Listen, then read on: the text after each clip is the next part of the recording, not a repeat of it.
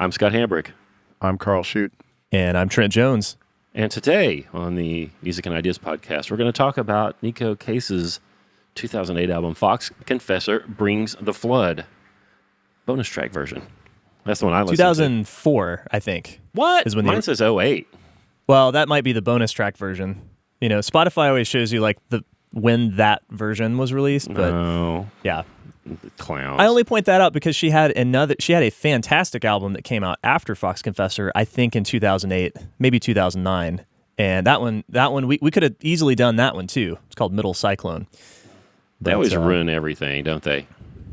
Just put the date on. You know, it bugs me because, like, you know, there are a lot of good albums in the 90s that got remastered in the 2000s, and they didn't need to be. Like, there was nothing wrong with the original release, and but you know, you can't get it now.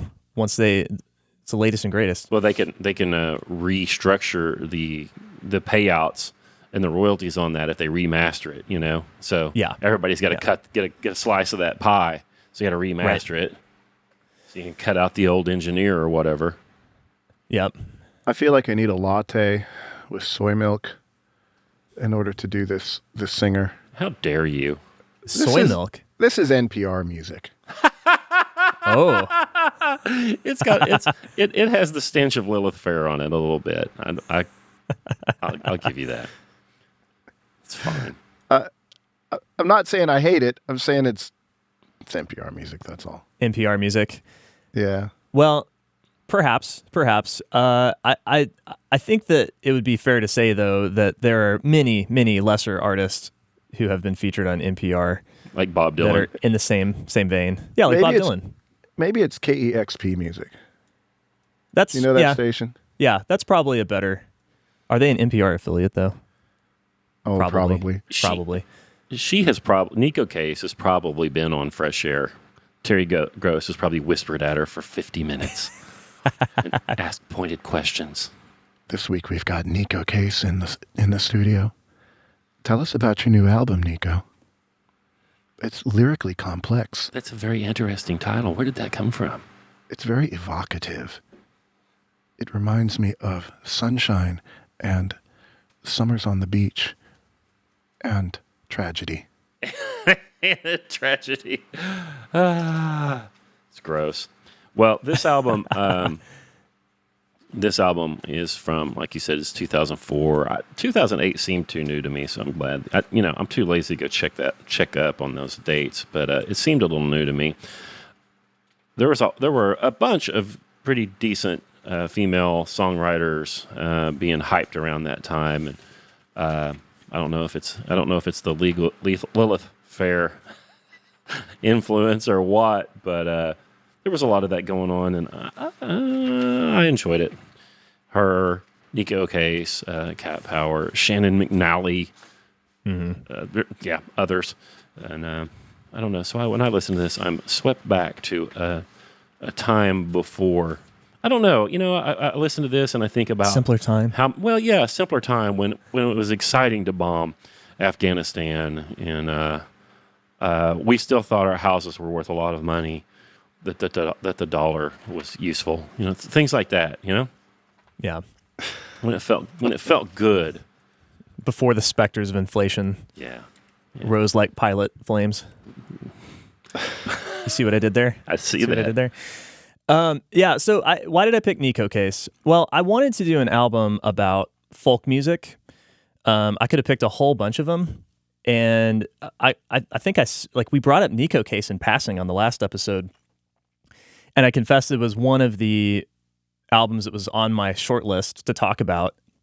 I don't know that Neko Case is really folk music, although she has elements of folk. She has elements of country. She has elements of early rock. You know, there's kind of a little bit of rockabilly in her music. Part of the reason why I like her is she does kind of defy genres. She has a pleasant blend of all of these things that I mentioned before. She doesn't really fit comfortably into any of those worlds. And I think the production's really good. I think she's got a fantastic voice. It's just an interesting record to dig into. I think she's also a good lyricist. I guess the jury's out as to whether these are just NPR lyrics or not. But I will say this: I think that NPC lyrics. I think that Neko has some interesting imagery that she brings up that has meat to it. It has some salt in it, some force behind it. I don't think she's moralizing or singing allegories or anything like that. But at the same time, I think she's got something behind it, whereas a lot of her contemporaries from that time period sang a bunch of complicated sounding lyrics that just were nothing, just lyrics made of sand. I'm thinking principally of guys like Andrew Bird, who stylistically was kind of sort of in that realm. You need a dictionary to listen to him, but he doesn't say anything. Yeah. He just strings a lot of multi-syllable. Yeah. Betty. Natasha Bedingfield. Yeah, that's real heady stuff there. But no, so we had Andrew Bird was part of that mid-2000s, the aughties or the noughties. He was popular. The Shins were very popular at that time. And James Mercer is known for writing these very pithy, multisyllabic, complicated lyrics. But again, I don't know that they really say a whole lot, even though they roll off the tongue in a quirky manner. I don't think Neko is just quirk, though. But, we'll see when we dig in. It's kind of some of it, I was trying to get the lyrics and have them make sense, but it's pretty close to random lyric generator, which, it isn't terrible. I used to, back in the ancient times, in days long past, there used to be fun little computer programs, and when everyone had Apple IIs and typed in basic programs, and there were I think there was a random poetry generator, which just had a bunch of I think back in BASIC you would use these data statements. And you would set up this array full of evocative words, sunshine, whispering, tragedy. Yeah, I don't know. You just make this long list of nouns and verbs and whatever, and then you just bring up sentences. And you younger people might have had these things on your refrigerator, the magnets with all the words. Mad Libs. Mad Libs. Yeah. What are they called? Mad Libs. It wasn't mad. You find these in snooty like spice stores in downtown areas, and they'd sell these things where it's the same. It's like refrigerator poetry. Yeah. And you look at a series of words that your eyes hit upon, and it evokes something in you. So when I say it's like random lyric generator, I'm not saying that it's bad. I'm saying that it's hard to figure out what she's talking about, and I wonder that it might be just a technique. When I write my song, I'm thinking of Evan Felker. When he writes a song, you can kind of figure out what it means. Yeah. Neko Case, you read the lyrics, and I don't know what the hell she's talking about, but yeah, it's nice. Yeah. Vague poetry can do that to you because your brain your mind will fill in the gaps in meaning. I think it's I think it's a good point. It is an artistic technique, and I do think Neko is employing some of that here. I would say though that it fits nicely with the genre that she's writing in, whatever you want to call that. I would call it it's gothic to me, or I think I heard either Neko or someone commenting on her music described her as a country-noir. Right, it's kind of is a little bit like that film noir thing where you've got these detective stories and everything's it's always shadowy, and like the only light you see is like the overhead on the street lamp, lighting up the concrete, and it's like Batman, Gotham City kind of vibe. I need a name for it. So like country and western, but we need a substitute for western. Country and pretension. Country and vagueness. So, well, I will say that pathos. At the risk of committing the intentional fallacy here, I did see somewhere that Neko had said one of her inspirations for this album is Slavic folklore, and she likes fairy tales, and she was kind of lamenting the fact that there's not, at least in American pop culture, we don't really have a lot of fairy tales. And so she went back to sort of like these Eastern European Slavic folk tales and drew from those as inspiration. And that's actually the reference to the title of the record, Fox Confessor Brings the Flood. There's a fable about a fox that commits some treachery. But part of the thing about Slavic folklore, which I happen to like too, is it's not very moralizing. It's not allegorical. It's just like a lot of these low culture folk tales that are maybe cautionary stories, but they don't necessarily point you to some higher truth. They just kind of are what they are. Yeah, she's a Yuki. She's Ukrainian. She is, yeah. So it's her stuff. I wanted to introduce, before we even get to Fox Confessor, I did want to do, because I could have done 3 different albums here, but I did want to introduce you to her voice with this song. I think it's just a great encapsulation of her arresting alto. I think that's what Terry Gross would have said. This is a song off her prior record, Blacklisted, from 2002. It's called Deep Red Bells. Okay, here we go.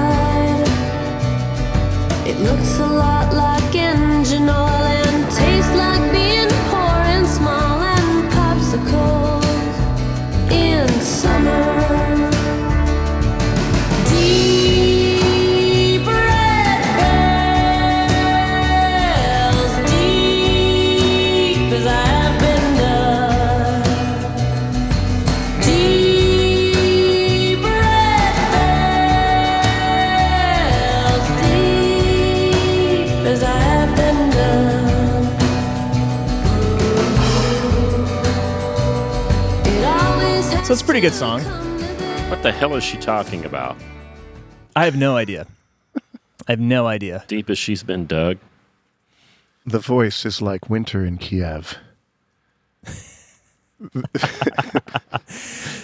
So, I wanted to play that song because I think when she hits the chorus there, that's Neko Case. That's her voice right there, is that this big, powerful alto, contralto, I don't know what you want to call it, but it's pretty unique. You don't hear a lot of women with these kind of husky, deep voices in pop music, and I think it's great. I think it's wonderful. Yeah, another thing about that song that's pure Neko is that major, and then she just picks up her finger that's on the third, and then gets the minor, major, minor, major. Does that all the time. Yeah. She plays a tenor guitar too. She plays a 4-string tenor Gibson guitar, which is an odd thing to do. And if you start playing instruments, you'll find that there are things to do. There are things that are easy to do with certain instruments that you get it in there. You play a tenor guitar, and then that's an easy little trick to do. That major to minor thing that she does there. There are peculiarities of like playing a 6-string instrument or a 4-string instrument or a piano or whatever that make it easy to do certain tricks. And you'll hear somebody play something on a piano, and you pick up your guitar. You're like, I'm going to do that. Well, you break a finger and you like tie your hand in a knot. And you're like, oh, that's not easy to do on this instrument. But then you can do it on maybe you can do it on a guitar, but you can't do it with a trumpet or whatever. Anyway, right. There are some of those tricks here that make her interesting because she's doing it with a tenor guitar. Weirdo. Yeah, I've seen her in concert a couple of times, and she's a tiny lady. I mean, she's maybe 5'2", maybe. and she has really small hands. So I don't know if that's why she picked up the tenor guitar, but it certainly makes sense. I think a full-size, Gibson J45 would look pretty ridiculous on her. She had to put it on the floor and play it like a cello. Yeah, like one of those stands that holds the guitar for you, so you just lean over it and strum it. I'm not familiar with the tenor guitar. Is it tuned like a 6-string guitar? Oh my God! Don't ask me all these damn questions. Or is it tuned? It might be tuned like a banjo. It kind of sounds to me like it might be tuned like a banjo. Yeah, I think it is. Just from hearing it. So it kind of has this. C, G, D, A. Okay. So that's kind of like a banjo, I believe. It has this kind of plinky, we heard the banjo strumming in some of the songs we listened to on the last podcast. And when you strum a banjo, it's kind of a weird thing. Like it doesn't resonate. It doesn't have this big blooming, body to the notes that a full-size dreadnought acoustic guitar would have, or that a stringed instrument like a cello or something would have. It just it's all strings. And it's really, it creates a nice little layer in her arrangements because she's just kind of got this like almost shambolic kind of haphazard strumming technique, along with the more precise electric guitars and steel guitars that are floating in the background. So it's a really nice texture.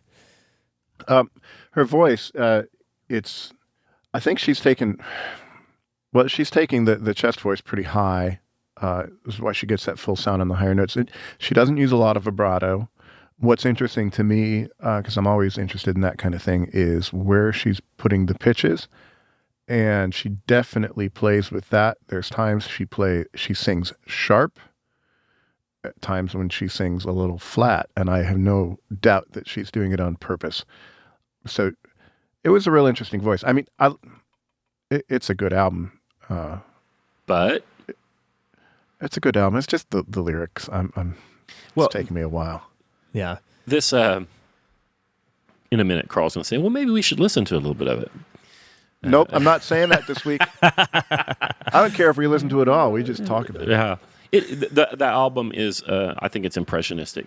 She's trying to create a vibe. That's what they say now. A vibe. Yeah, a vibe. With this thing. The first song, Margaret versus Pauline, really sucks. She's trying to say something about social class or something, I think, with this song. And I don't know. I don't need Neko Case to hit me over the head with that kind of shit. But we can listen I'd like to to hear Pauline's response. Right. Yeah. Everything's so easy for Pauline. Maybe. I wonder what Pauline would say. Yeah. Yeah. Let's listen to a little bit of it then.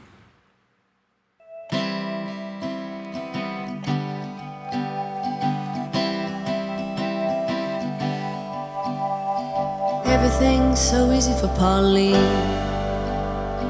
Everything's so easy for Pauline.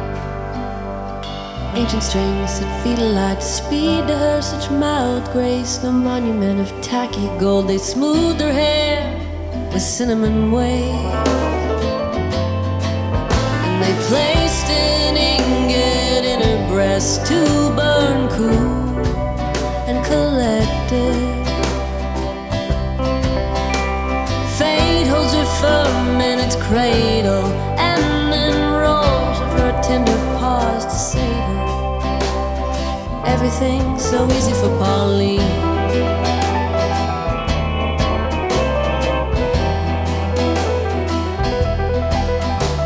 Girl with the parking lot eyes, Margaret is the fragments of a name. Her bravery's mistaken for the thrashing in the lake of a make-believe monster whose picture was fake. Margaret is the fragments of a name. Her love pours like a fountain, her love steams like rage. Her jaw aches from wanting and she's sick from chlorine, but she'll never be as clean as a cool side of satin Pauline.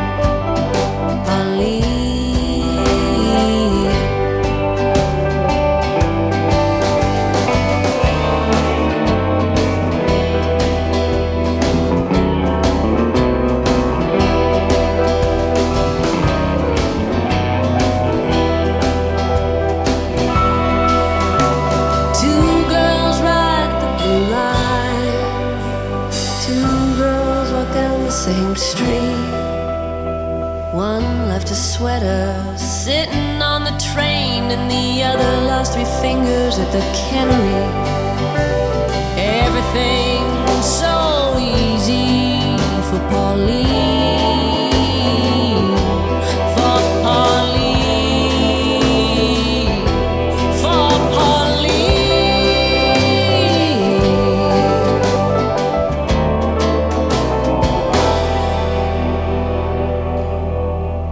Hear a polar chest voice up on that last note. That's what Karl is talking about. Okay. Wow, Neko. What were you thinking when you wrote this? Yeah, NPR time. Okay, so I want to pull out some lines here, and I would like Trent to tell me what this means. Channel your Neko. Ancient strings set feet alight to speed her to such mild grace. All right, so I think this whole first paragraph is it's basically a way of saying she is favored by fate.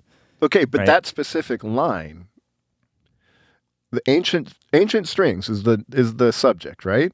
Mm-hmm. Set is the verb. Feet is the object, and alight is how they are set. So Yeah. what does that mean? Set her feet. Does that mean they burst into flame, or that they are of insignificant mass? Like, what does that mean? Well, this is impressionistic. I think it's light. And that's the way I read it. Set her feet. She could have said ablaze. She could have said ablaze instead of alight. What are the ancient strings? Are these the strings of fate? Her genome. Maybe. I don't know. I was thinking cellos. What? It's okay. All right. Didn't the 3 fates spin? Help me out here with my mythology. So there were 3 fates, right? Sure. And they spun people's, what was going to happen to them. They spun it in like fibers, right? Like Okay. a yarn.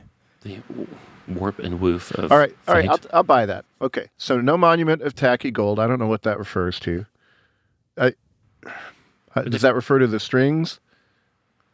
I'm fighting here. I think Pauline was not the monument of tacky gold. She okay. wasn't tacky. She wasn't. She was a pure grace and beauty. She was not simply done up with makeup and jewelry. But it is a sentence fragment. But they put a brick of cool gold in her chest. Mm-hmm. I presume that's the strings, placed an ingot, I love that word. So she gets credit for using that word, in her breast to burn cool and collected. Yeah. And then we get, here's the thing. Karl, this is the artistry. So then she finally names they and probably the players of these ancient strings or the spinners of these ancient strings, which is fate. It's finally named. Fate holds her firm in its cradle and then rolls her for a tender pause to savor. Like savoring their work. Okay. All right. So that takes some work and my brain is spinning. What in the hell is she talking about? However, with this approach, you do get some cool effects. I should say my grandmother's name was Pauline, and things were not easy for Pauline. Pauline was an orphan. But then we have girl with the parking lot eyes, which, I mean, I wouldn't say it's a Homeric simile, but it's Pauline of the tarmac pupils. Well, I think Margaret is the girl with the parking lot eyes. Yeah. So does that mean her eyes are wide open like a? I think they're vacant. It's a way of saying vacant. Like I think of an empty parking lot because this is noir, right? It's not a full parking lot. It's a vacant parking lot. Or does that mean they're the color of an oil stain in the asphalt? Or no. They have that sheen like the oil on the top of the puddle. Yeah. Perhaps. That actually comes up later in the next song, that specific imagery you just mentioned. Margaret is the fragments of a name. What is that? What does that mean? The fragments of a name. See, Scott, I thought you would be I thought you would appreciate Neko's lyrics here. So I asked, I'm going to take this a little aside, and I have a point here that I'm trying to make. I asked you offline, as like, is Neko outlaw? No. And I would agree with that. I don't think she's outlaw. But I said, I think maybe she's a kissing cousin of outlaw. And the reason I say that is because I think this record is very interested in the little stories and vignettes of, that don't get told. Right? She likes the stories from, Claremore, Oklahoma that don't make the national papers. They don't even make the local papers half the time. And I think that's what this, that's who Margaret is. She's one of these people. And this second paragraph is like, nobody pays attention to Margaret. She's, her bravery is mistaken for the thrashing in the lake of the make-believe monster whose picture was faked. Okay, well, hold on. Her love pours like a fountain. Her love steams like rage. I like those lines. Love pours like a fountain. That one's. She's a person too. She's one of these people that nobody likes to pay attention to. She's a 7-fingered person. Whatever, man. Yeah, but okay, let's go back. Okay, yeah. I won't do this for all the songs. Yeah. But her bravery is mistaken for the thrashing in the lake. I could see it if you flip that around and said, her thrashing in the lake is mistaken for bravery. But how is bravery like thrashing in the lake? Bravery, standing up in a situation where you're afraid, but how is that like thrashing in the lake? But it's not just thrashing in the lake. It's the thrashing in the lake of the Loch Ness Monster. Well, maybe. Of the make-believe monster whose picture was faked. She's ineffectual. Her bravery's ineffectual. Okay. That's the way I saw Okay. it. I'm willing to be convinced. I would say that her bravery is... she's flailing around. Yeah, sure. It is inconsequential, I would say, as opposed to ineffectual. Or not even real, because it's a faked picture. She lost 3 fingers at the cannery. Yeah. I had a friend lose 3 fingers not too long ago. Yeah, my Pauline lost her dad in the rock crusher, so, bits of the story hit me. It doesn't stink, but it's on the line of pretension. Sure. Yeah, I can think that's a fair criticism. I do want to caution you, though, not to moralize or take these lyrics as moralizing too much, because I don't think that's Neko. I don't get that impression from Neko at all. So you said earlier, Scott, that like you thought this might have been like a social justice thing here. I don't know. Well, I don't know about that, but social commentary. I don't think Neko. So if you are a little bit more familiar with the rest of her discography, this record really doesn't seem very autobiographical at all. I think she's just taking little stories and snippets that she's picked up over the years, that she's read about, that she's experienced herself. There's a little bit of everything all mixed up in there into these stories. If you listen to her next album, Middle Cyclone, that is much more on the nose and autobiographical. So I don't think that there's necessarily a lot of commentary here. It's more of just like, is what it is. Yeah. I really like those 2 lines. Her love pours like a fountain, but then she's not done. She says, her love streams like a rage. So you have a fountain and a rage, and carrying over the water imagery into rage. I think that's pretty cool. So the frustrating thing about poetry is, so I'm going to tell a story about poetry. This was way back in 1985, 86, in my senior English class in high school with John Waddell, and he gave me a D on a paper. And Karl doesn't get Ds. Scott does, but I don't. and it was for a poem. I did a crappy explication of it, and so the next one I took the poem and I explicated the hell out of it. And I said everything that anything in the poem could possibly mean. And I looked up the assonances and the alliterations and the meter and every single bit of it. And I got an A+ on the next paper. then the light bulb went off. I mean, you can do this with poetry. It's the frustrating part of it, and the rewarding part of it is you read these lyrics, and I'm making fun of him, trying to figure out, I'm picking on Trent a little bit, but it's there, And even if, and my dad would say, well, there's no way she meant all the things that you're saying that she meant. That doesn't really matter. Your own, when you're reading poetry or listening to lyrics seriously, and I'm hoping we're going to do another lyric episode at some point, your mind is going to fill in the gaps, and that's the fun. Yeah, I agree. I think that's well said. And I think what's interesting is I've listened to this album hundreds of times. Like I think probably most people have this situation. Like I have a car that still has a CD player, believe it or not. It's got a 6 CD changer in there. And disc number 3 is Fox Confessor Brings the Flood. It's been in there for 9 years. And so every once in a while when I can't get my phone to connect or whatever and I'm driving that car, I'm like, well, let's put on, let the CDs roll. And that album comes on. So I've heard it hundreds of times and I love it. It's a great album. I don't think I had ever thought about the lyrics very hard until we decided to do this episode. And so I don't think I needed the lyrics to experience this album and get something out of it.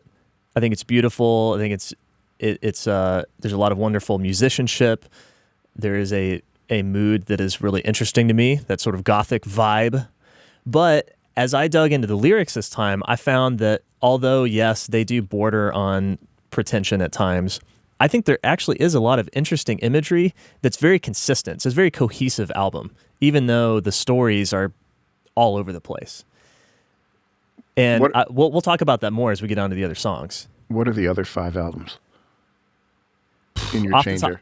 Off the top of my head, disc 1 is Gish by the Smashing Pumpkins. It's their first album. I don't remember the other ones very well, but I know the Zombies, Odyssey, and Oracle is in there, and I know that Neutral Milk Hotels in the Airplane Over the Sea is also in there, which we should probably do an episode on at some point, and y'all are going to hate it. You're going to hate it, and I'm just going to be hate it. very yummy in my millennialness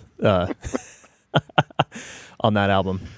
All right, so I want to just drop a little teaser here. So we've got some water imagery in this song, and I'm just going to point it out. Right, so we had the lake.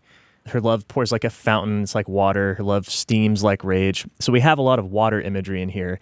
And the title of the record is Fox Confessor Brings the Flood. So water is important here. I want to listen to Star Witness, the next track. And I think this is actually some of her best lyrics on the album.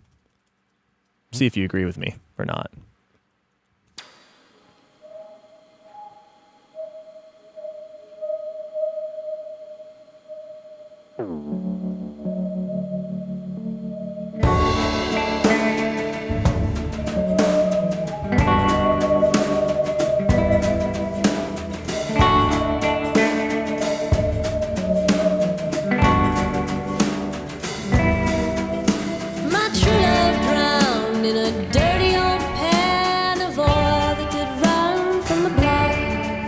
A Falcon sedan, 1969. The paper said 75. There were no survivors, none found alive.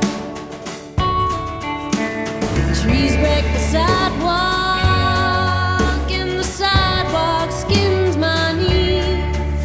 There's glass in my thermos and blood on my jeans. Nickels and dimes of the 4th of July roll off in a crooked line to the chain link lots where the red tails die.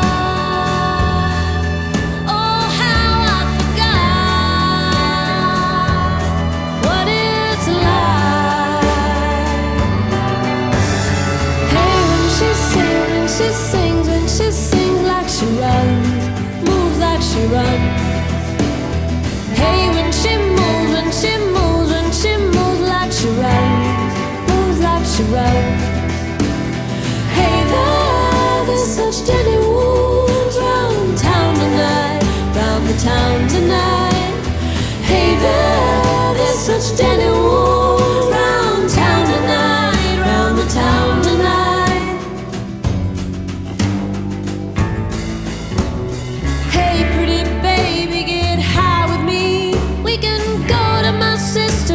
say, well, watch the baby. The look on your face yanks my neck on the chain. And I would do anything, I would do anything to see you again.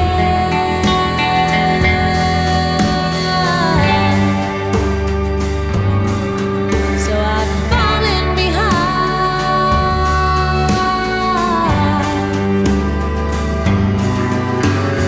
Hey, when she's singing, she sings like she runs, moves like she runs. Hey, when she moves, she moves like she runs, moves like she runs. Hey there, there's such dandy wolves round town tonight, round the town tonight. Hey there, there's such dandy wolves round town tonight, round the town tonight.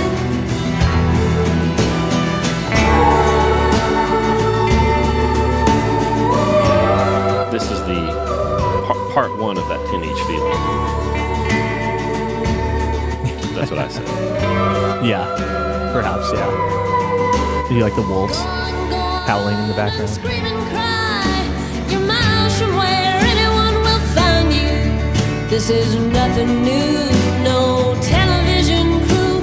They don't even put on the sirens. My nightgown sweeps the pavement clean.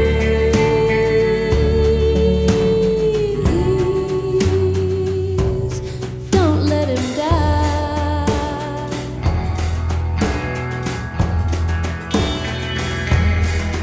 Oh, how I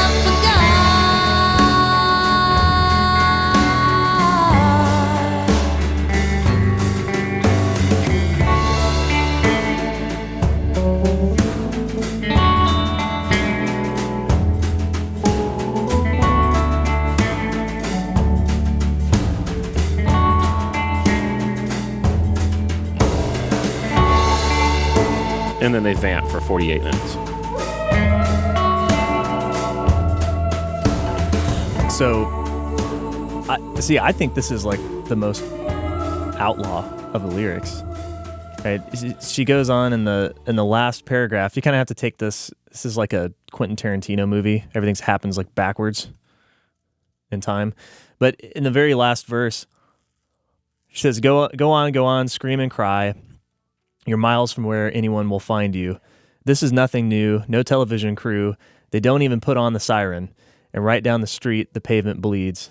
Or, oh no, she says, "My nightgown sweeps the street. The pavement bleeds. Don't let him die." So somebody died. A beloved of the singer here. And I think, to me, this is a lot like those kind of Billy Joe Shaver type songs where, they were talking about probably degenerate people. It's violent people, but part of the music here is it's like these are the stories of the people that you don't hear about. Don't even bother turning on the siren to go down there. There's no stories about them. They won't make the paper. Well, in fact, this guy did make the paper, but the paper fucked up the details, right? The dirty old pan of oil that had run from the block of a Falcon sedan 1969, the paper had said 75. These people aren't really, the reporters don't care enough to get the details. It's inconsequential. And I think that it's this music is kind of outlaw in the sense that it's very interested in the stories of those people that don't get told. What happened in this damn thing, though? So at the beginning of the thing, like she trips on the sidewalk, skins up her knee, drops her chain. She goes rolling off into the chain link fence. She dropped her little thermos. It's a little kid, I think, and breaks her thermos. What did she see? What happened? Well, I think she saw a death. My true love drowned in a dirty old pan of oil. But she says drowned in a dirty old pan of oil. I don't think she's saying literally he drowned in oil. I think she's seeing a dead guy on the ground face down there's some sort of wreck that happened. There were no survivors, none found alive. So it's the image it was burned into her head. And then it haunts her for the rest of her life. Like Neko Case's voice. Yeah, well, it's a real pretty song, but It is. and then verse 3. I'm listening to this. I'm thinking, what'd they do? Did they kill the baby? I don't She's think getting so. high with her boyfriend, I guess, and going. We can go to my sister's if we say we'll watch the baby. Right. It's like, go ahead and scream and cry. I'm thinking, what happened to the baby? Oh my God! It's The baby's a MacGuffin. Don't worry about it. It's just everything's a MacGuffin. It's a series of images that are. It's real hard to draw a line through them. How do you drown in an old pan of oil? If it's not a literal pan, does it mean you're just in a puddle? If you were working on your car and you got shot, you might drown in the pan of oil. The trees breaking the sidewalk, that's a nice image. I like that, but that seems another scene. I don't know what the chorus means. Hey, when she sings like she runs. It's catchy. Yeah. very. Yeah, that frankly, I don't know how to take the movement part of that chorus. The second part of the chorus, though, is interesting, right? So on the internet, it says there's such tender wolves around town tonight. I swear sometimes she says deadly wolves, but, My internet says deadly wolves. deadly wolves. That's what I hear when I listen to it. And so there's like some animal imagery that's also in the second verse. There's she spills her change and then it goes through the chain link fence to these vacant lots. I'm filling that part in. I don't know if they're vacant or not. These chain link lots where the red tails dive. Right? So we've got some like predators. Yeah. Yeah. See, this is all too much fucking work.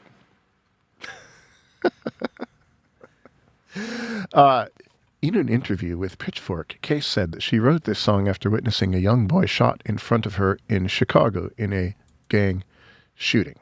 In Chicago? Yeah. Yeah. So I have more from that. I dug it up. It's one of those things, this is her talking, where there's gang violence and somebody gets shot right in front of you and you live it and it's horrible. And of course, it doesn't make the news because the kid is black. Nobody gives a shit except for his family. And you see how much nobody gives a shit, and it's fucking heartbreaking. Tell Thomas Maris that I'm not swearing Neko Case is. He wasn't even the kid they were looking to shoot. He was just some kid they mistook for somebody else, and they shot him. I saw it happen. I didn't make the song about me either. The song is pieces of different people, but the event is in there. Yeah. So I get the sentiment because I live near that area, and nobody cares. No. Nobody cares. It doesn't even make the news. You'll get a summary at the end of the weekend. 30 people shot or 60 people shot over the holiday weekend in Chicago. And nobody cares. Yeah. It's like the weather outside or something. There's not even the weather. You get more from the weather. Yeah. Sure. Heck, the tropical storms get named. Mm-hmm. It's So I dig the sentiment. Go on and scream and cry. You're miles from where anyone will find you. There's nothing new. No television crew. They don't even put on the sirens. But my nightgown sweeps the pavement. Please don't let him die. That could be any number of these, ladies coming out as their kid gets shot through the wall because the people shooting the guns. They don't get hollow point ammo because it's more expensive. So they're shooting each other with range ammo, which goes through the walls and kills kids as they're doing their homework. And you'll see these news stories and don't let my baby die. And but nobody cares. I mean, the title, Star Witness. So you're star witness in a story that nobody's ever going to talk about. Yep.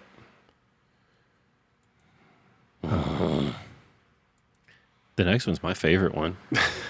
Sorry, this album, if you take it seriously, listen to the lyrics, it's going to do some things to you. It's definitely, I don't know, it's pretty good. It's a bummer. But it's frustrating. It's a bummer. Where's the single, Trent? Well, I don't think there is a single. I don't know. I don't think there is a single here. No, I don't think this is a singles album. no. This was an interesting time, kind of 1995 through about 2010, where there was a lot of this kind of stuff going on. There was a lot of talk about Americana, like this music that was kind of hard to define, and wouldn't get any radio play. You'd have to go get your No Depression magazine and see what was going on. You might find there might be a college radio station somewhere that played roots music for 2 hours on Saturday night or something like that, and they might play something like, they might play Neko Case on there, but these albums don't have a single on them. None of them do. Whether it's this one or the Cat Power we talked about, or whatever you were listening to in 04. It was about a vibe, man. Well, so are y'all familiar with the anti-folk movement? Anti-folk? Mm-mm. Mm-hmm. If they're against Dylan, I'm with them. Is that what they do? Yeah. They kind of are, I think. Good. Okay. I can't say that I know a whole lot about the early parts of that movement, but probably the most famous person that came out of that whole thing, it happened in the 90s, is sort of this it's sort of like how grunge music took 70s stadium rock and injected it with with punk rock, essentially. That's kind of what Soundgarden is. That's essentially what anti-folk was, is taking, sort of where Woody Guthrie and, unfortunately Bob Dylan and those guys left off, and injecting kind of a more of a punk rock sentiment into it. And I think Neko, in a roundabout way, is a second generation. She came out of that movement, I think. And so this is not This Land Is Our Land. It's not America the Beautiful, but it's still Americana. She's still I think she's treating these stories tenderly. I don't think she's mocking America at all in these stories, but it's also, it's not happy either. Mm-mm. It's sort of like, let's tell the stories that don't get told. But yeah, anyway, of that anti-folk movement, the guy who made it huge was Beck. And if you listen to his really early work, Beck was, he wanted to be a Delta blues guitarist. He was listening to a lot of the old bluesmen, and he's even got some straight up blues albums. But he got popular with Loser. He just found this weird sort of mashup of hip hop and Delta blues and folk, and it's real bizarre. It's very surrealistic, almost like absurdist at times. It was a strange time. Yeah. Internet kind of messed it up. I am surprised you are not talking about the sound of the album yet. Oh my God. She's singing in a 12-foot diameter concrete culvert or a bathroom at a rail station. And all of her albums are like that. They're always huge reverb on her voice. While it works, 38 minutes and 50 seconds on 13 songs of it was starting to get to me. That's the best sounding bathroom I've ever heard. It's pretty good. Did you like the arrangements? Well, most of these songs, I didn't make any notes because I don't. Most of these songs don't adhere to any sort of normal structures. Verse, chorus, bridge, whatever. You're not gonna see that. She kind of does whatever she wants to do with the song. Most of them don't have bridges. It's all kind of flat because of that. Trent disagrees. He's like, it's so dynamic. Like that reverb. The reverb's so lush. You have to translate when Trent says, that means you are Bullshit. so wrong. I have not the words to say. I'm surprised you would call it flat. I see what you're saying. Yeah, there's not like a strong hook or melody or like a head, like we'd say in jazz. The hook brings you back. Right, yeah. Maybe we're not going to be brought back. But it does, like, to me, it has it's not random either. It's meandering, but I think the band does kind of, it creates this sort of like spaghetti western sort of background to this music, but it's not quite as epic, and like we're not in the canyon lands of southern Utah here. We're in like rural Oregon or something. Yeah, there's a lot of I hear what you're saying with this the spaghetti western thing. A lot of tremolo and banging on that low E string on the guitar, or maybe even a baritone electric guitar in some places. The tremolo is so slow and wide, it feels detuned to me. Yeah, you can kind of hear they're using a lot of reverb from the amplifier on the guitars. So, if you pick up a Fender amplifier, most of them have a little box inside the amp with a spring inside of it. And if you turn the reverb knob up on the amp, it sends the signal through those springs, and they just rattle around and clash into each other in the sides of the box, and then it creates this very primitive reverb sound. If you think of Dick Dale, the guitar player Dick Dale, that's spring reverb, what you're hearing. That's amplifier reverb. And it's kind of primitive. It is sort of, I think it does actually kind of detune because the strings are snapping around inside the unit. So you hit a couple of like sharp staccato notes on that low E on the guitar, and it does kind of pull the pitch sharp and flat as the springs are flapping around. But it's a cool sound. I mean, that is kind of the spaghetti western sound. That is kind of like that is a country sound. I think it's the Star Witness song. I think was going into some of that. Let's hit it again here. Hear that tremolo.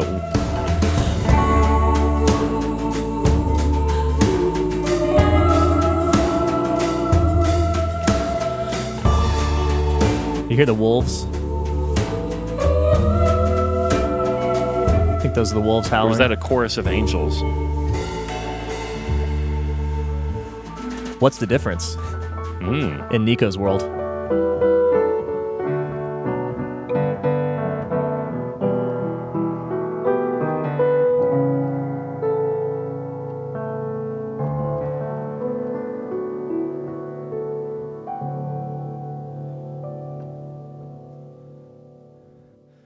Almost sounded like a gospel sort of run there for a second.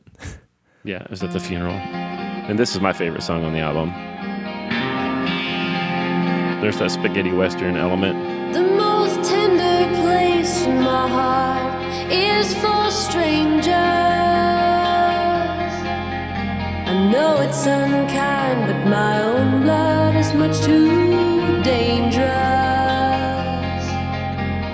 Hanging round the ceiling half the time. Hanging round the ceiling half the time.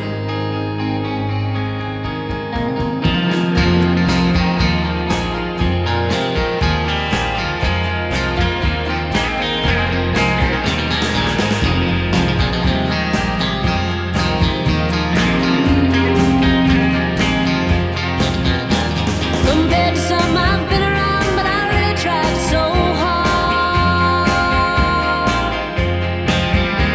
That echo chorus like music. Hold on, hold on, hold on, hold on.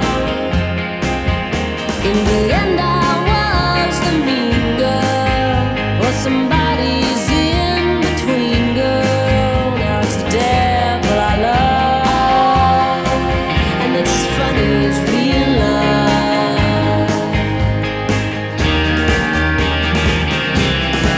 I leave the party at 3 a.m. alone, thank God. With a volume from the bride, it's the devil I love. It's the devil I love, and that's as funny as real love, and that's as real as true love.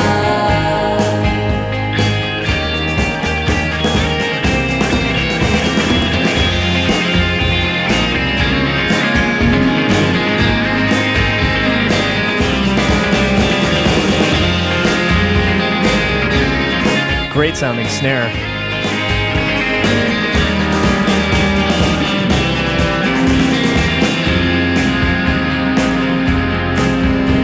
That echo chorus like music. Hold on, hold on, hold on, hold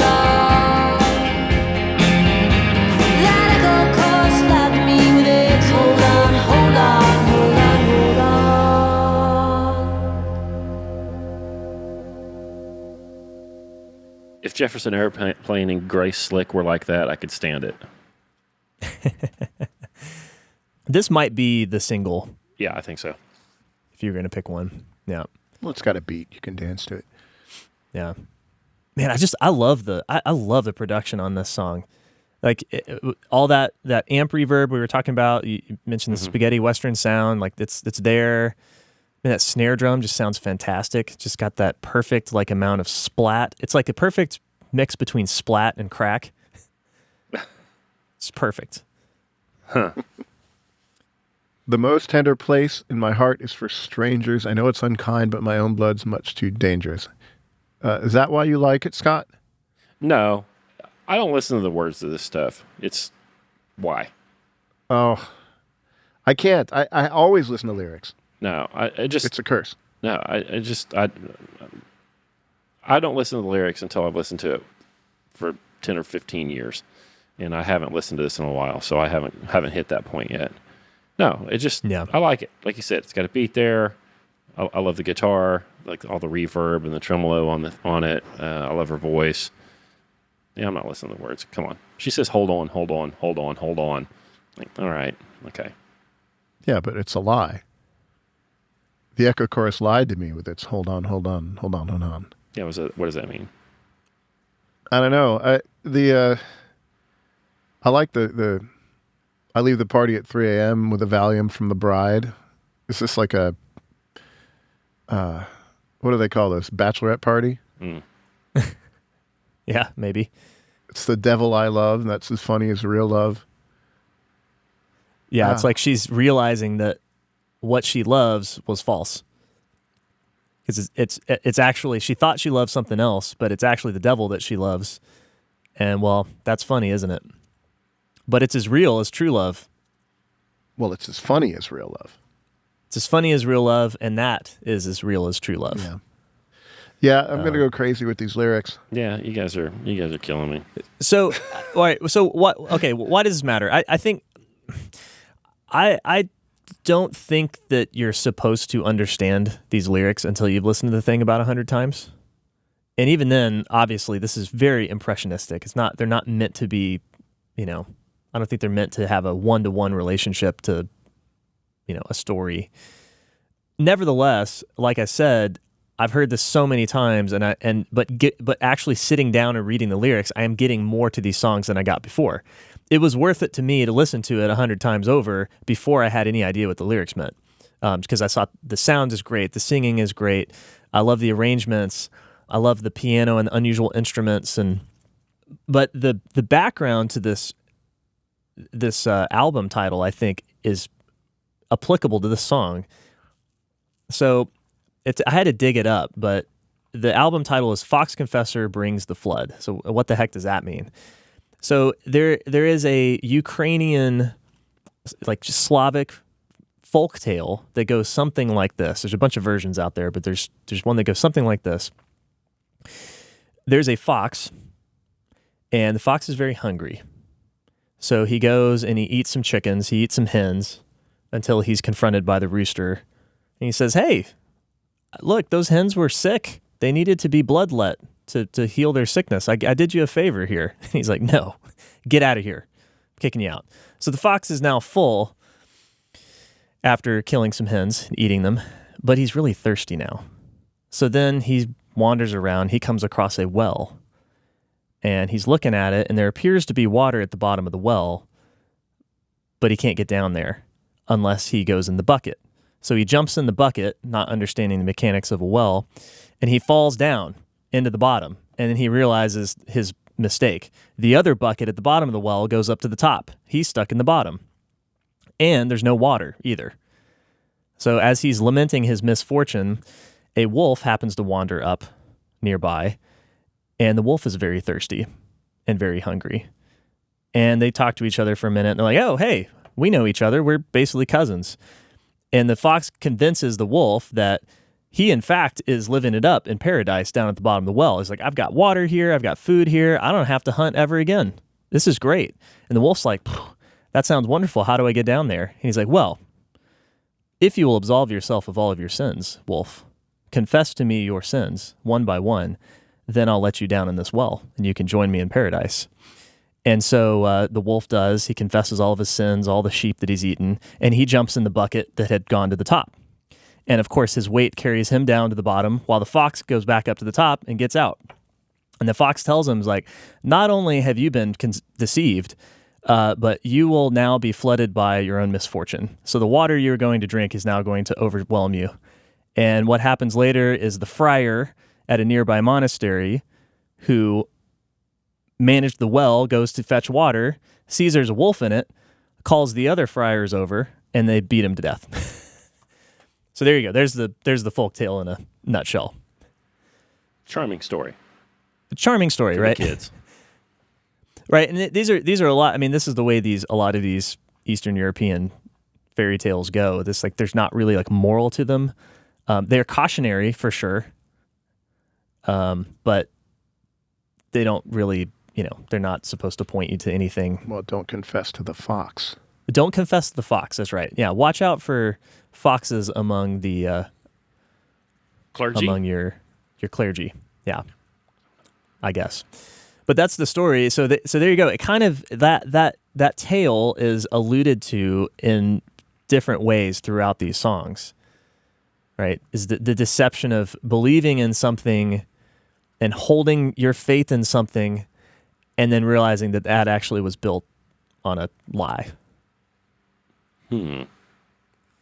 What is that something? I don't know. Hold on. Yeah, see, it's too much work. It's too much work for a Thursday. It's too much work. That's fair. Just listen to the pretty noises. Yeah, I'm not going to do that. I'm going to try to figure them out. That's where I'm at today. Another day, maybe not. Yeah. That's where I'm at today. Yeah. I got too hot yesterday. It probably has something to do with it. Burned out some of your brain. Oh my God, it was so hot. It was so hot and so humid. I just couldn't drink enough water. I just got too hot. It's miserable. It's brutal. Yeah. Well, what do we want to listen to next here?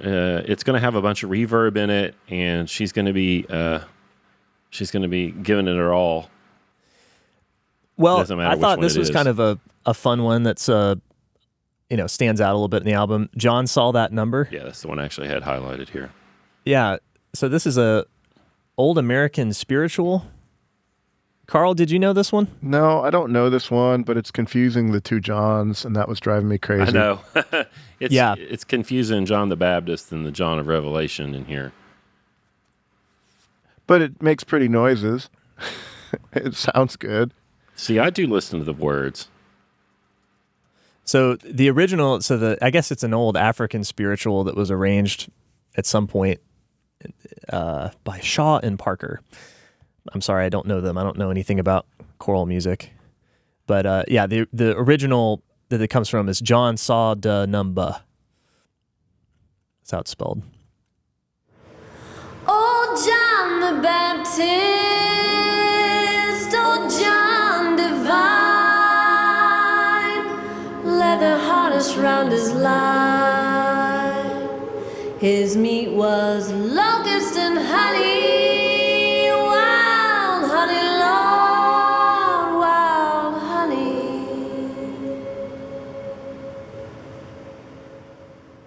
Gosh, you can hear that room.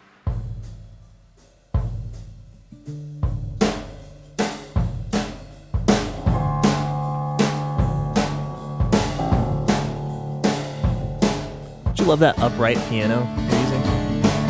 A lot of character to it. John saw that number way in the middle of the air, crying holy, holy to the Lord.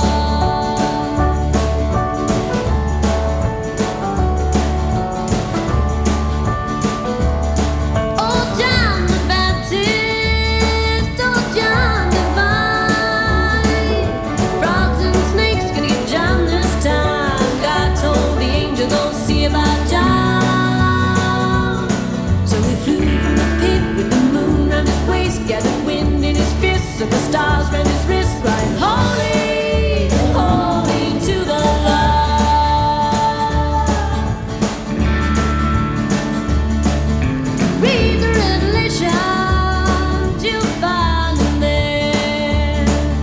chapter 4th verse where he said unto me, there's a beast that rolls out of the sea. 10 crowns, 10 crowns. On his horns This is where she's getting fussed. John couldn't read it. John couldn't read it. Again I repeat it. John couldn't read it. Holy, holy to the Lord.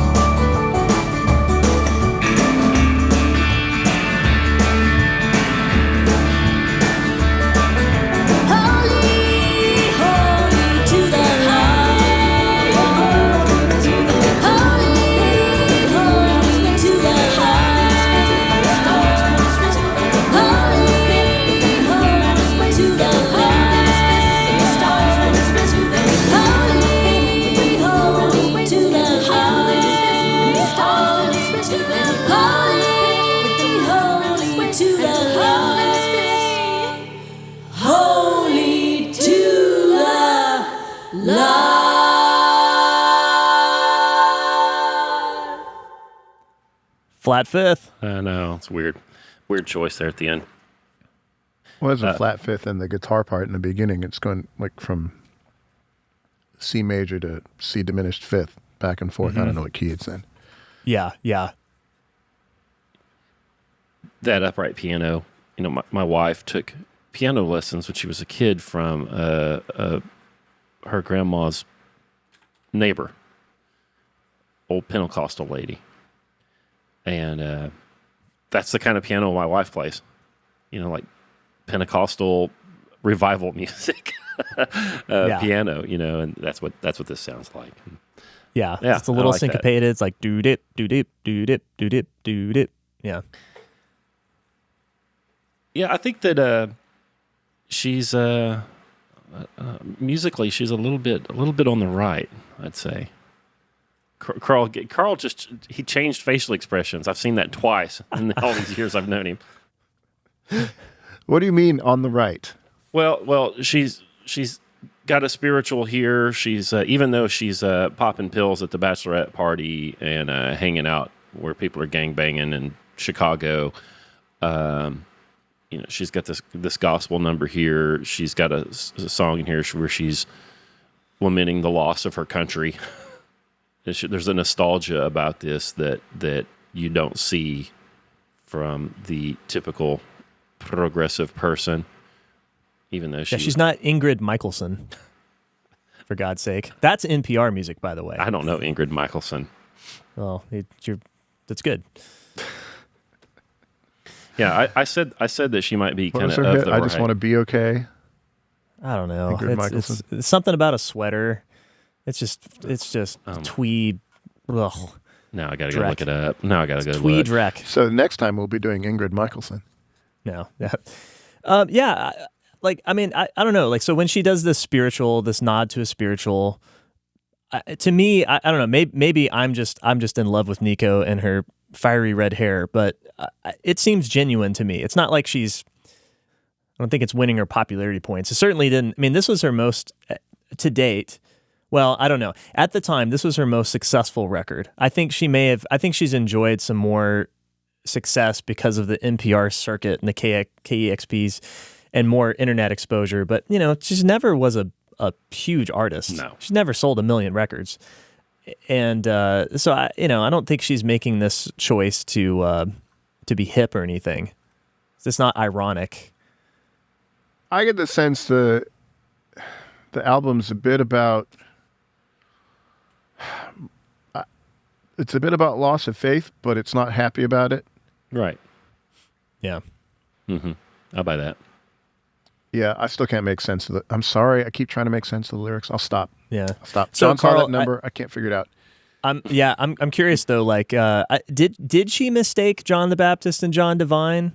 I think she's kind of saying there's both of them, both characters are here, but I don't know my Bible well enough to be frank. Well, it's muddled. Apparently, it is taken from a song by somebody called the Reverend Moses Mason back in 1928. And I haven't listened to that one, and I'd have to listen to see if the Reverend Moses mixes it up. But Old John the Baptist, Old John Divine, it seems in the beginning to be conflating them. And they're two different people. John the Baptist was the guy out in the desert. John the Divine was the apostle. Who wrote Revelations. Yeah, and there's some things in here. God told the angel, go see about John. And then the next line, so he flew from the pit with the moon around his waist. And I'm thinking, who flew from the pit? And why would an angel fly from the pit? With the wind Angels in his don't live fists. in the pit. The devils live in the pit. So there's that on the line of pretension weirdness about the lyrics that makes me think, what's going on here? And my mind is spinning, my brain is spinning, and I don't know. Well, I don't know why John wouldn't be able to read the sign on the beast. Here's Moses Mason's John the Baptist.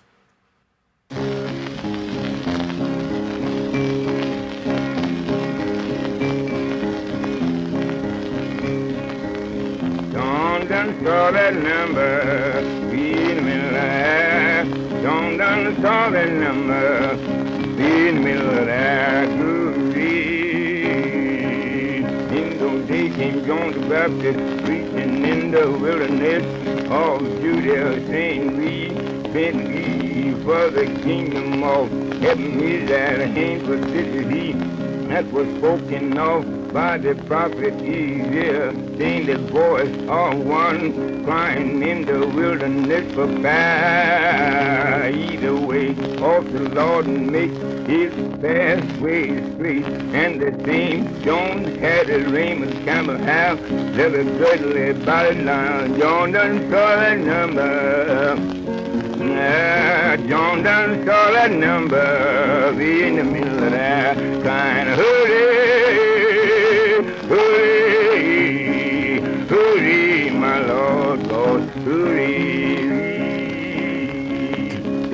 Goodness. Yeah, so maybe part of the lyrical conflation is kind of like, a lot of these African spirituals, I don't know. I say a lot of them. The ones that I have heard before, they kind of like, it's like this mishmash of whatever stories from the home culture were there with the Christian stories, and it kind of all gets mashed up to make sense, I suppose, to the people who are hearing it. Not unlike how Christians from the British Isles still celebrate Halloween, Yeah, he flew up from the pit. Mm-hmm. And he doesn't understand the number. I don't know. Did John the Evangelist get it wrong? Darn it, Neko. Why can't you just have fun, Karl? Because why do you hate having fun?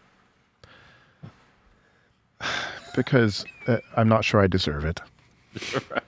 I think you do. But it sounds really nice. I like the voice. I like the holy, holy to the Lord. That sounds real good. I like the little tritone and the harmony at the beginning. Mm-hmm. That's cool. Mm-hmm. Yeah, and biblical references are always good. They give your song depth. Yeah. Because the Bible has depth. So if you mention something from the Bible and you're kind of vague about it, it's a good songwriting technique. Mm-hmm. Karl's tropes. songwriting tropes from Karl. If it wins you any points, Neko lives on a 100-acre farm in Vermont, I believe. Yeah. Yeah, she's kind of checked out. She's Karl's age. She's getting up there. Mm-hmm. Yeah, if you go and look her up on Spotify, there's the cover picture of her is, I guess, looks like it's out looks like it could be Vermont. And she has beautiful red hair that is now graying quite gracefully. So Generation X. She's a year older than I am. Is she? You sure? She was born in 1970. Oh, I thought you were 70. Which brings me to my second favorite song on the album, That Teenage Feeling.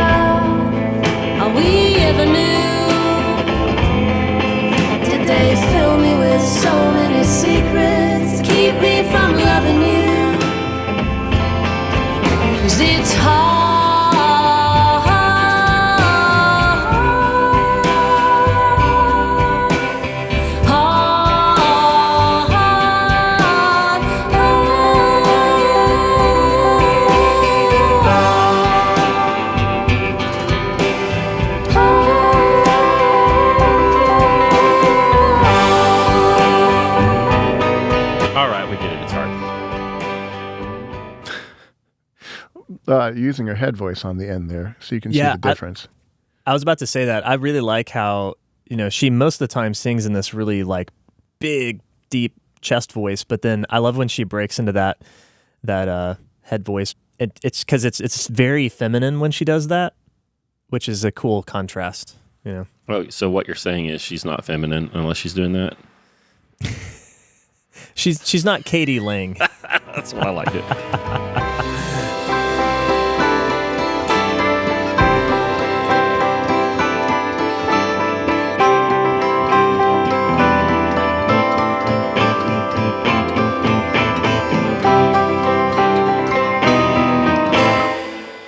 I don't care if Forever Never comes. Forever Never. It's awesome. Forever Never comes because I'm holding out for that teenage feeling. This is the ballad for the post-wall chick who hasn't gotten married yet. Ruh-roh. I was thinking of Katy Perry, Teenage Dreams. Yeah. A different take on the same thought. I really like that line about the regrets, common as a winter cold. They're telephone poles. They follow each other, one after another after another. You're driving down the road, and maybe all there are telephone poles if you're out in the rural areas where decent people live, and it's just telephone pole, telephone pole, telephone pole. There's your regrets. And they're linked, too, which is a cool part of the image, because the telephone poles have cables between them. So one regret use them to communicate. One regret leads to the other. all the loves we had, all we ever knew. Did they fill me with so many secrets that keep me from loving you? Her notch count's too high. It's just too much wreckage. Too much wreckage. She yearns for that innocence, that teenage feeling. What is that teenage feeling? Do you remember? It's a long time ago.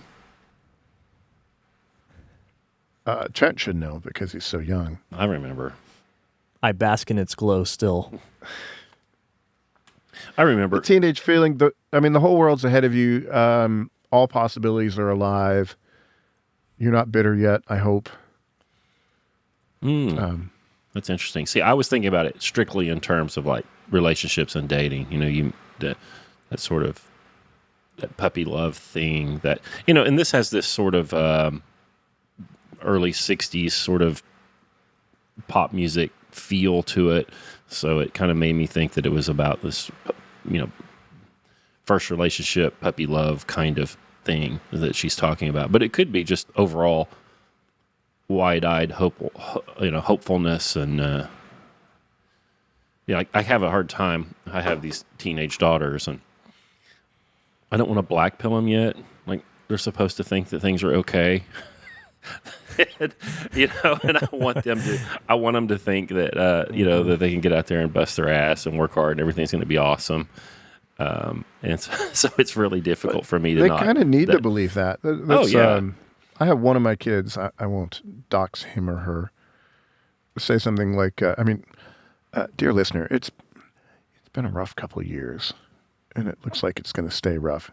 And this particular kid is getting to the point where world events are known to him/her. And he/she said, I wish I didn't know the things that I know now. And broke my heart, you know. A kid should be hopeful. A kid should think that all things are possible. For me, that's a teenage feeling. And when you get older and you realize that all things are not impossible, are not possible. No, you can't be an astronaut if you want it hard enough. It's, I don't know that it's a black pill, but it's some kind of pill. And you make a choice at that point. Are you going to live in the current reality? Or are you going to hold out for that teenage feeling? And if you hold out for the teenage feeling, the danger is that you might never do anything because it's not as perfect as you dreamed that it would be when you were a kid. Yeah. The lies of that echo chorus. Hold on, hold on, hold on. Yeah. I'm Sad going songs on. I'm going to write an answer to this. That old man feeling. What is the old when man nothing feeling? works and it's all bullshit. Yeah, something in there about taking your suit to the dry cleaners again because there's got to go to another funeral. Stuff like that. So I'm wondering, do you think this is a millennial album or a Gen X album? It's a Gen X album. Yeah, definitely. Yeah. I mean, All you Neko hopeful is millennials, Gen X. you're just so deceived. Did you watch the Lego movie? I saw the first one. The first one. That's the only one I know about. And they have, it's kind of entertaining. And they have a Batman character in there.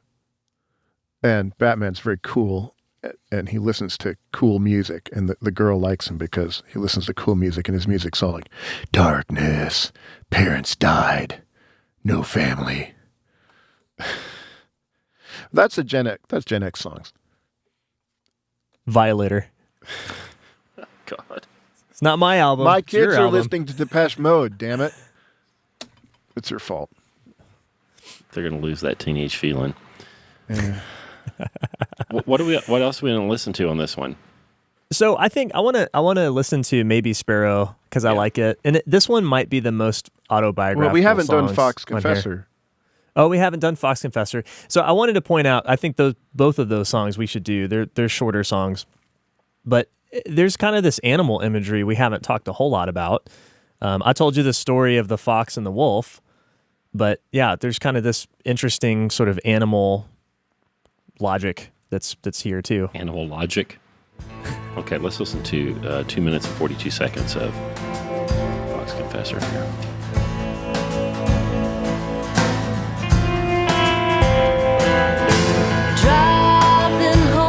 see those flooded fields. How can people not know what beauty this is? I've taken it for granted my whole life since the day I was born.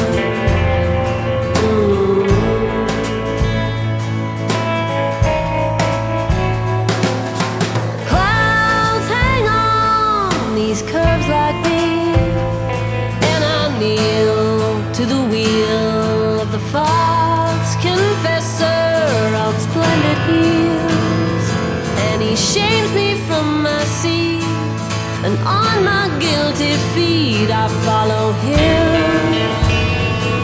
in retreat.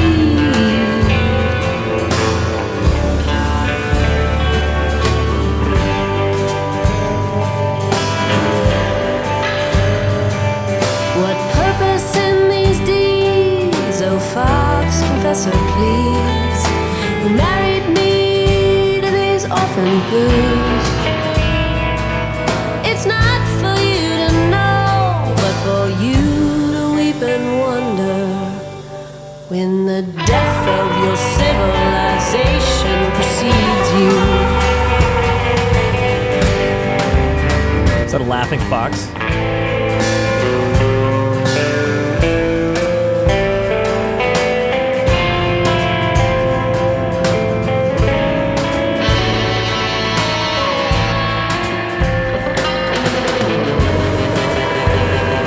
I like that chord.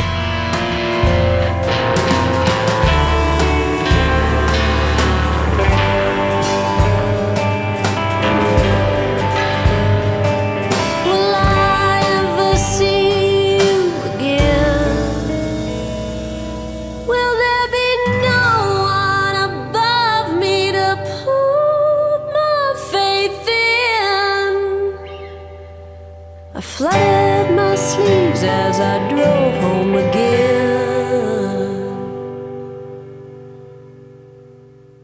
Flooded or sleeves? How do you flood your sleeves? I don't know. I don't know. This is a blues though. A lot of tritones in there. Yeah. This is tritones. There's this like weird diminished chord there in There's that diminished chords interlude. all over this album. Yeah, there are. All over. It has a cool. I love that chord that the guitar hits in that interlude. Can one of you guys bang out a diminished chord for us?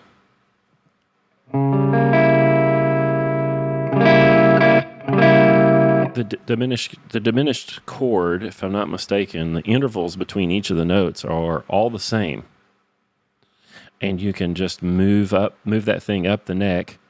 Was it 4 frets? Here's a 5 diminished frets? chord. If you can hear that. So here's So- a major, and then the Yes. diminished. And then you can just move that thing up the neck. Is it 4 frets, Karl, or is it 5? I can't remember. If I had one in my hand, I'd feel it. I'd know exactly what it was. Yeah, it's all minor thirds. Like I think there's only 4 diminished chords because they all repeat. I'll repeat. Yeah, so and if I see, this is my limits of my music theory. There's half diminished and there's full diminished. And is it the I think it's the 7th note, whether it's major or minor determines whether it's a Well, you diminished could chord or not. do it in C. You could do C, E flat, F sharp, B flat, C, or you could do C, E flat, F sharp, A, C, which would be a full diminished. So there's 4 notes in the chord. And like Trent said, there only ends up being 4 of them because just the peculiarity of the thing. There, lots of keys end up sharing the same fingering, if you will, on your piano or your guitar. Yeah, so a C diminished is the same notes as an E flat diminished. There you Is go. the same notes as an F sharp diminished. So they're Or A peculiar, diminished. and they're all over this album. They're not usually found in popular music. Right. Yeah. We hear it a lot in jazz because it, again, like I've mentioned this before, it gives you a wide palette of colors to play over if you're a soloist. But I think here they introduce more tension than a minor chord does. Because a minor chord, it's kind of dark, it's kind of sad.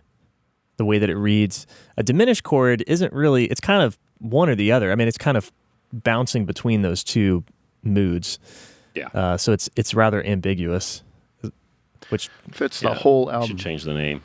Yeah, a diminished chord bumps us out instead of Fox Confessor brings the flood.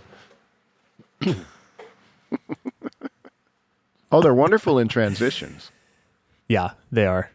They transition between diminished to major 7 is just like Right. the perfect, works every time.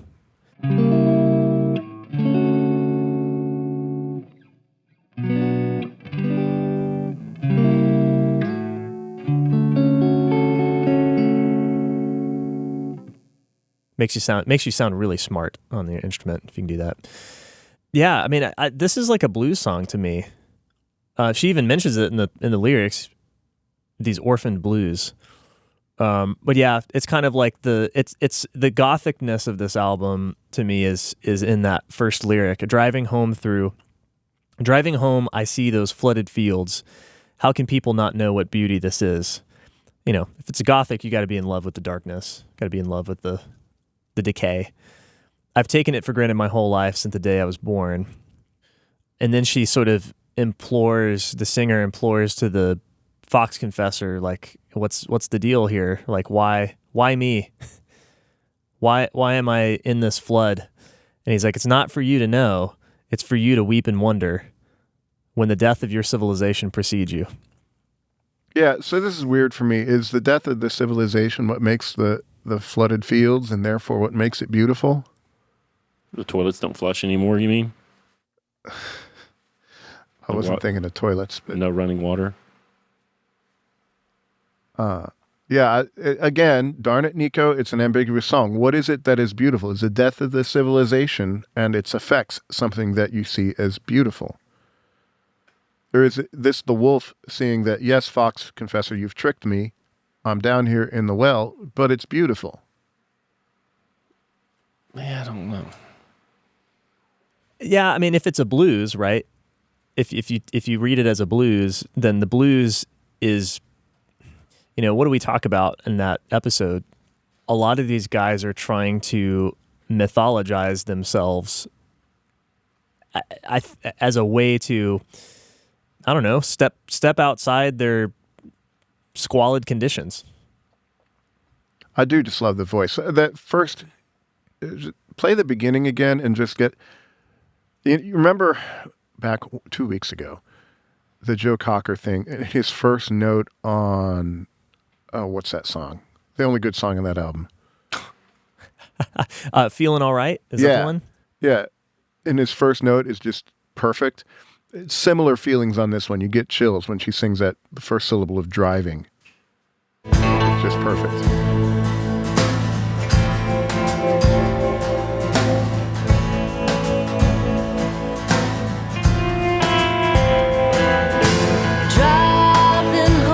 See those It's flooded just pure, fields. perfectly placed. How can people not know what beauty this is? So I'm willing to forgive her a lot of ambiguity for the clarity and power of that voice.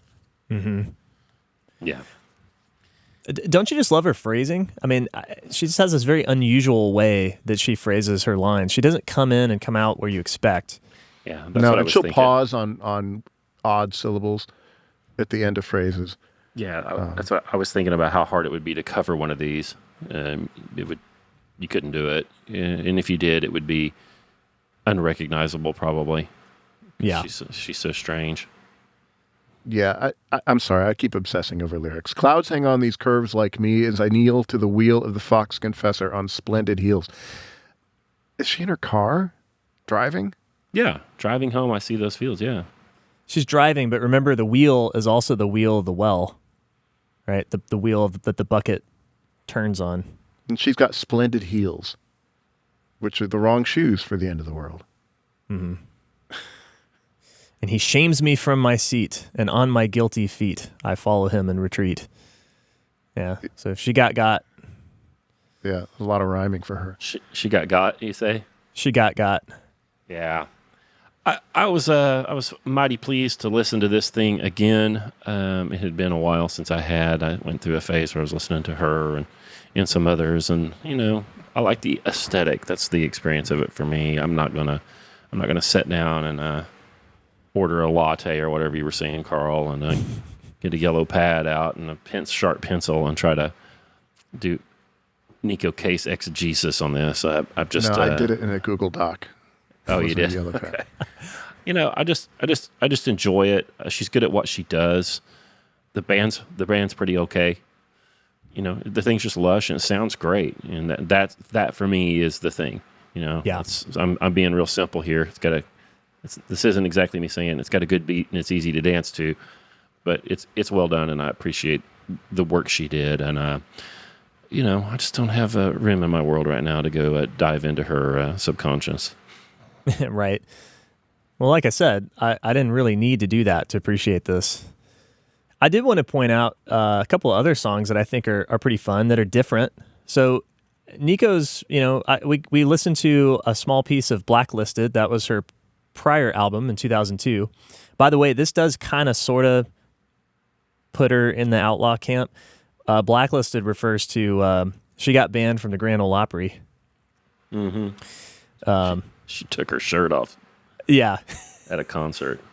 Yeah, apparently she was playing outside the Grand Ole Opry, and the stage they put her on was right next to the barbecue pit, and it was like 100 degrees outside, and then like the barbecue pit's just like blazing right next to the stage. So yeah, apparently she took her shirt off to cool off, but apparently backstage, like not on the stage. I think she took it off backstage.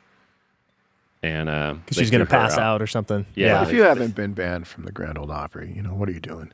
Yeah, her and Hank. It's awesome. Are you any good? Let's listen to a little bit of. It's a song called "People Got a Lot of Nerve" from Middle Cyclone. This is the album that came out in 2009. So the album after Fox Confessor. It's a cool little tune. Is this the album that's way more country? No, this one is, to me, Middle Cyclone kind of perfected that sound that she really, you could argue Fox Confessor perfected it or Middle Cyclone did, but it's a very similar sound, but the subjects are much different, I think. It's a lot more autobiographical on this album. Oh, yeah, I remember this one. This is the one where she's got a sword. She's standing on the hood of a GTO or something like that. Right.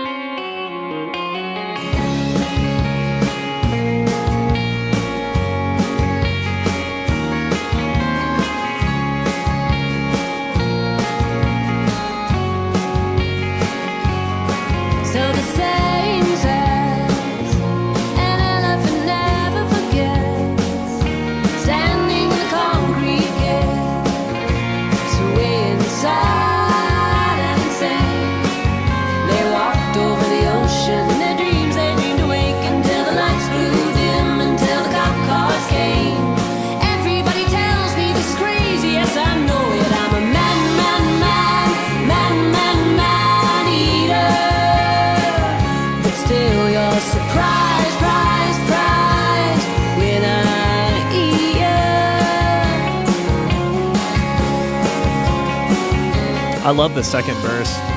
It's the birds. I guess it's like a bridge.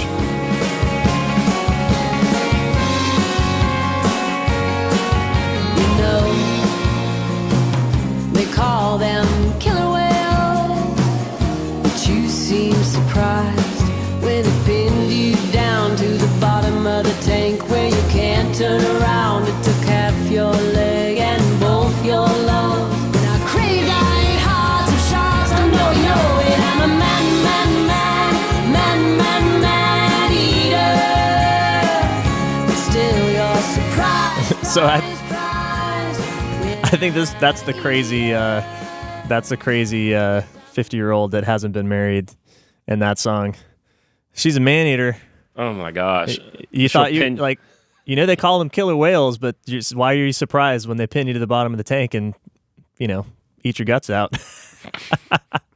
But it's just the imagery. All right, so the subject's kind of ridiculous, but the imagery it's pretty good. Again, high aesthetic. She's got that 12-string, probably, Rickenbacker, like the Birds. Yeah, the thing just sounds great. Yeah. There's one other thing I wanted to point out. If you like this stuff, if you like the stuff and you like the pretty sounds, Neko collaborated a few years ago on an album with two other ladies. The album is called Case Lang Veers, and the group is called Case Lang Veers.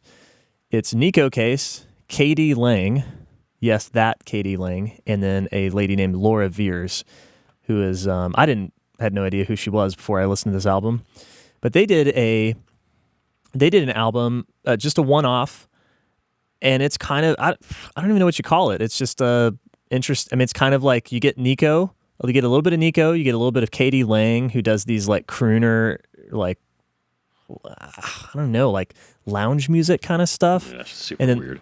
Laura Veers is a little bit more of a traditional, like, folk songwriter. And they did this wonderful album together.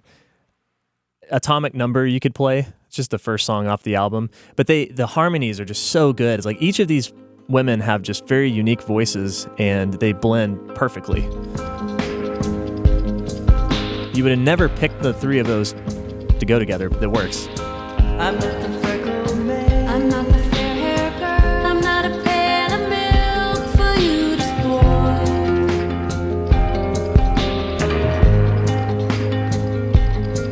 While the wholesome things, the ones we make obscene. Latin words across my heart, symbols of infinity, elements so pure.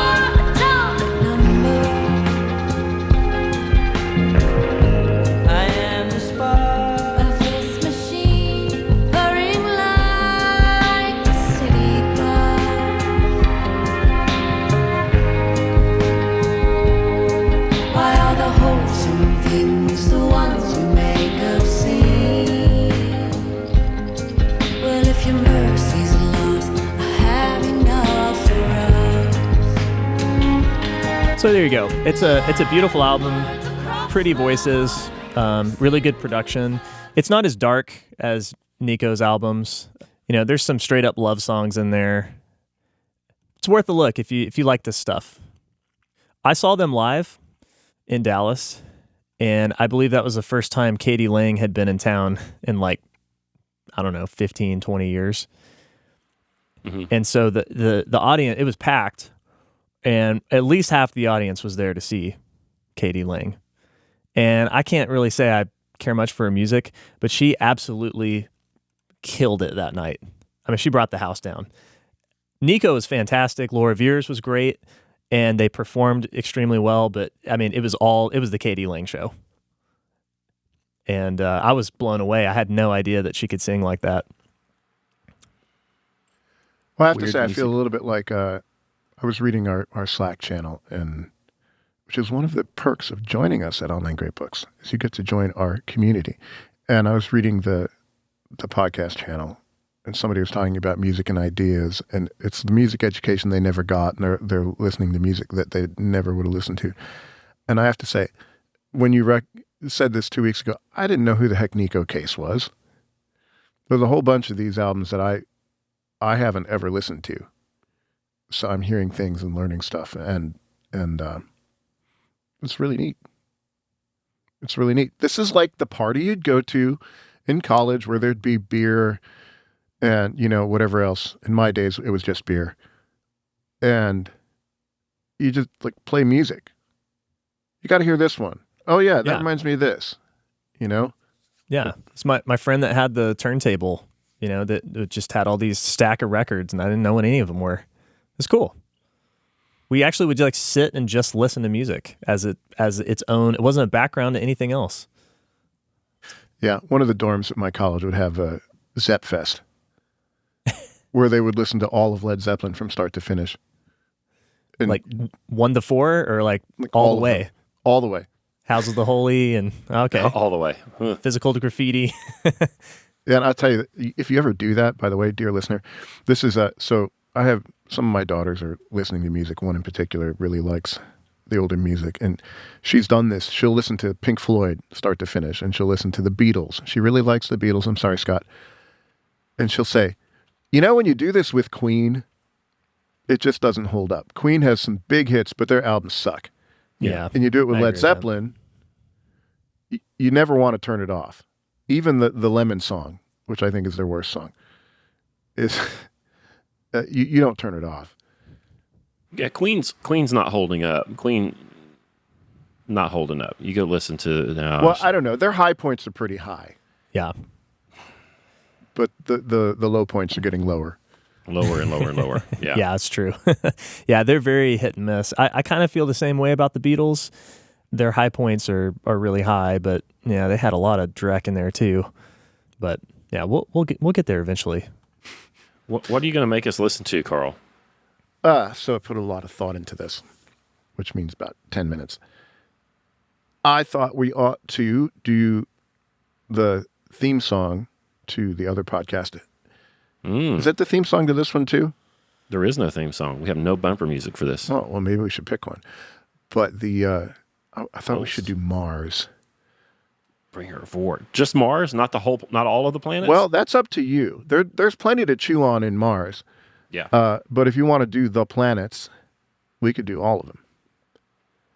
This a strange set of orchestral works by Gustav Holst. Yeah, Mars is probably enough. We can call an audible. And if you wanted to do more, you could do Mars and Venus and Jupiter. Okay. Or if you wanted to do all of them, we could do all of them. Yeah, we could do Mars. Yeah, we could do MVJ. Yeah. Mars, Venus, Jupiter. Yeah, that sounds good. Did he do a Pluto? No. Okay, good. These are astrological planets, and Pluto doesn't count. Okay. Yeah, well, that way he didn't have to do a take back. Yeah, and it's very I love the orchestration. It's just the clarity of the sound, and it's just so good. And it's every single movie you've ever seen. Yeah, I was about has to say stolen from him and from Wagner and from a few other people. Yeah, it's so good. Yeah, I'm only familiar with Mars, so I'd like to at least dip my toe into some I of bet the you've other heard Jupiter. planets. You just don't remember it. Yeah, maybe so. No, there's some Jupiter's got a church hymn in it at the end that you might have heard at a high church Episcopalian thing. It's so good. I'm excited for you guys to dig into it. It will be fun. We had a guy in Slack. He says, Emmett I show number 34. That was a special show. Authenticity, such a delight to listen to and consider. Well, I didn't think it was a very good show. So awesome. Which one was 34? I think it was the last one. That was the last one. That was Mad Dogs and Englishmen. The authenticity was from me By- deucing on Joe Cocker's singing technique. Joe Cocker. Yeah. Jordan loved that one too. She was just telling me today. She sent me a text earlier. She was like, "Hey, this is a really entertaining show." Yeah, good. Yeah, infotainment. So yeah, there you go. Infotainment. And then a guy asks, "What?" He says, "Emmett I 33." That was the Pink Floyd album show. He says, "This is actually our friend Jacob." He says, "What other albums are start to finish listens?" Trent said Nick Drake. So I don't know how do you say this. Brighter Later. Brighter Later. Bryter. I said Kind of Blue. Giant Steps. Willie Nelson's Redheaded Stranger. I think Paul Simon, Graceland. Mm-hmm. What do you have some more? Here's one that you'll hate. Moving Pictures. Rush. Oh yeah, It's a good album. It's Start a good to album. finish. Yeah. Did they put Camera Eye back on the back on Spotify? For a while you could listen to the album except for Camera Eye. Huh. That was a holdout. It Yeah, looks I was like they just- did. Okay. Looks like they put that back on so I you was can just you can thinking listen to the whole about that thing. song Yeah. yesterday. Yeah. I have an online coaching client who has he doesn't have enough room in his gym, and so he has one of those fisheye lens on his phone, and so I get that distorted view. And I was telling him, you're making me think of side 2 of Moving Pictures because I feel like I'm looking through a weird lens when I look at it. But Well, I think side 2 of that album is I like that better than side 1. And side 1 has bangers on it. Tom Sawyer and YYZ and Limelight. And the best Rush song of all, Red Barchetta, which is going to be true life pretty soon when you can't drive because your robot car says you've driven too many miles. You're going to sneak out to your uncle's farm where he's got this old car, gleaming red Barchetta from a better vantage time, and you're going to take it out and you're going to evade the robots. At the one-lane bridge, you leave the giant stranded up the riverside, race back to the farm to dream with your uncle at the fireside. That's what you're going to be doing. Except I'm going to be driving a DeLorean. It sounds like sure a what a good song Barchetta if is. they could find a different singer. That would be good. Well, Yeah. if you're interested in Neko, there's plenty of her. There's other stuff from that era. You can go check out, go get that magazine, No Depression, the Journal of Roots Music. There's all kinds of stuff, kind of like her. She's not necessarily roots music, but they talk about all this sort of stuff that is good, but gets no airplay. That's a good place to find out about it. And of course, listen to us. We'll continue to drop some little breadcrumbs. I've got some more folks kind of in this vein that over the next 10 or 12 years, I'll work them in. And then you should subscribe to the show. I think probably some of you people listen but don't subscribe. And I think that it's time that you and I committed, listener. So I've committed to recording this damn thing, listening to Depeche Mode and stuff. So you should commit and just hit the subscribe button for us and then tell one person about the show. That would be a big help Smash to the us. Smash. Smash it. Yeah. That would That's be a what the big help kids to say. us. Yeah. And I don't know, like and share. What else do the kids say? You should tell people that this podcast slaps. There you go. That'll be good. Yeah, and then go follow up on some of that stuff. I listened to the Joe Cocker show this morning, and we talked about a bunch of different stuff, and hopefully you chase down some of those artists like Street Dive or whoever that we talked about, and enjoy those things too. So we will talk to you guys about Gustav Holst here in 2 weeks.